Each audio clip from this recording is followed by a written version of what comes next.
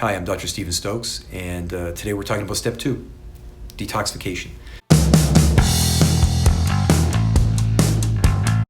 So detoxification is really the most important thing to do in the 7 steps to innate healing, but we always put it as step 2 because if we don't get a patient's attention first by reducing pain, then we find that, well, they don't stick around. So we always put reducing pain and inflammation first, and we always put detoxification second, but detoxification is really the main step in the 7-step process. What detoxification is going to do is it's going to cleanse the body so that the body works more efficiently. Everything works more efficiently. One of the problems with standard detoxification products on the market is that they just target 1 or 2 things, like a kidney detox or a liver detox. And detoxification is systemic, right? It's the entire body that needs to be treated. So I really don't like those single pathway detox products. You know, it's like a football team. If you got a bad football team and you bring in a good quarterback, it's going to be beneficial. But by itself, it's probably not going to produce the results you want. Number 1 thing for detoxification is a coffee enema. Coffee enema. Different than a regular enema. Although you want to do a regular enema first to clean the colon before you apply the coffee enema.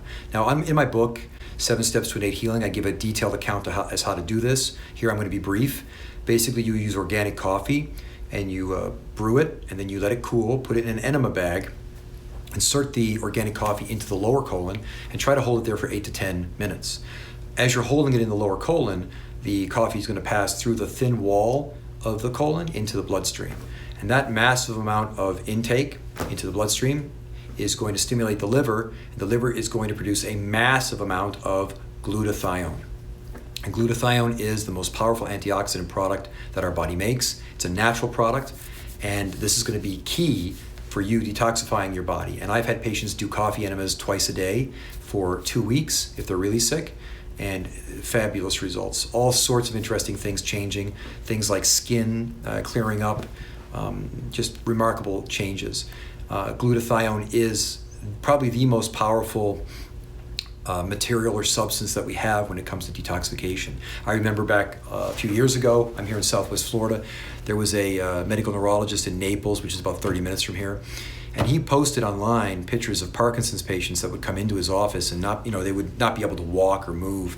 He would put them on glutathione for, 40 minutes or something through an IV. And afterwards, he would film them walking up and down the hallway, and they were essentially normal. So glutathione has a remarkably powerful, mechanism to it that can really help our patients heal. Talking about the liver, though, as far as detoxification, the liver is primary organ, right? The liver is the big filter in your body that all the gunk goes through. And it's responsible for all sorts of things like cholesterol production, and it really is a big factor in homocysteine and a lot of these things that can make us very sick if we don't control them. So with the liver, it's important to know that what the liver likes more than anything is beets, sugar beets. So beets support the liver like nothing else. If you take beets in your diet, the beets will stimulate the production of something in your liver called trimethylglycine. And trimethylglycine is the key to liver regeneration. In fact, if you take trimethylglycine every day, like maybe 4,000 grams a day or something, if you take this every day, 4,000 milligrams, 4 grams. Let's make a distinction there. If you take 4 grams of trimethylglycine a day, then within 6 months you can regenerate liver cells, and that's been proven. So if anybody has liver problems like cirrhosis of liver, liver failure, you definitely want to be taking trimethylglycine. And you can buy it in supplement form, or you can simply just increase your intake of beets. What I like to do in the clinic is give patients a supplement from Standard Process called Betafood, which is essentially sugar beets that has been worked into a supplement form, and that's going to give you your high dosage of what you need for the trimethylglycine to take effect in your body. You probably would take, if you get the Betafood, probably going to take about 6 to 9 of those a day in a building stage, and then maybe take it down to 3 a day for just liver support. That works well. Of course, everybody knows about milk thistle with liver. It's very popular, but there's a lot of quality issues with milk thistle. So there is one product that I like to use from Mediherb. It's called Silymarin, And Silymarin is basically the derivative from the milk thistle that's been shown to be effective in helping the liver. It's a product from Mediherb, and Silymarin is essentially the effective elements from milk thistle. There's a lot of trouble with milk thistle. It is, it's very quality, the quality of it is very difficult.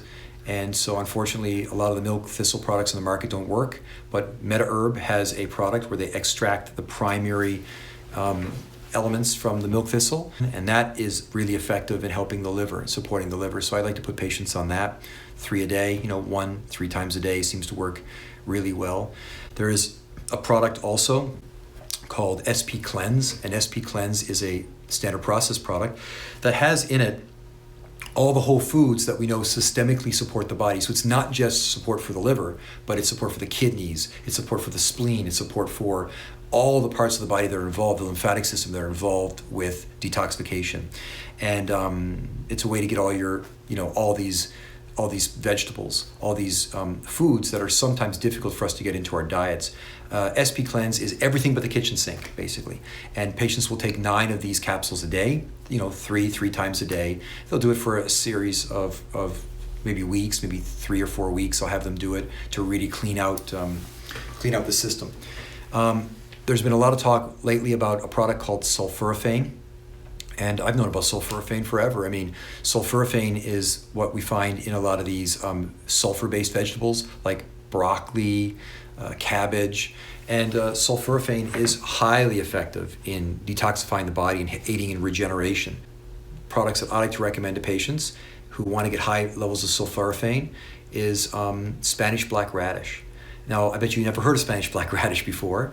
It's a weird type of a vegetable. It's a big vegetable, and it is highly effective, right, at nurturing the system and detoxifying the body.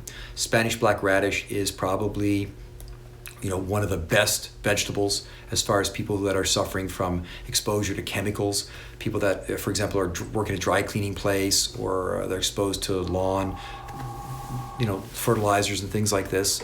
A Spanish black radish is definitely going to be something you're going to want to put in your arsenal to help protect your body. And it works really well. And again, with Spanish black radish, I like between 6 to 9 of those capsules a day from standard process. That works really well. Of course, it goes without saying, you can't smoke. Smoking is horrible for your body. Drinking alcohol is horrible for your body. And you can't do these things if you're trying to detoxify. But those are bad, but what's worse than smoking for your body? What's worse than drinking for your body as far as detox, as far as your ability to detoxify? It's crazy. I bet you'll never guess. The worst thing ever for your body is acetaminophen. Acetaminophen, which is over-the-counter, found in Tylenol, found in a lot of children's products. I have a whole section in my book dedicated to this. Acetaminophen is deadly, right? Deadly for your liver. It kills your liver, period. People say, oh, you can't take NSAIDs because they kill your, liver. NSAIDs don't kill your liver. They hurt the kidneys. But acetaminophen is toxic. Acetaminophen is toxic to your liver. Just taking a little bit of acetaminophen and then following it like with a beer or a drink is deadly. So you have to get the acetaminophen out of your life and out of your medicine cabinet. It's the worst thing for your body. And if your liver's not working properly, if your kidneys are not working properly, if your body's not able to detoxify and get rid of the waste products, you're going to get a big increase of homocysteine, which is basically waste in your blood.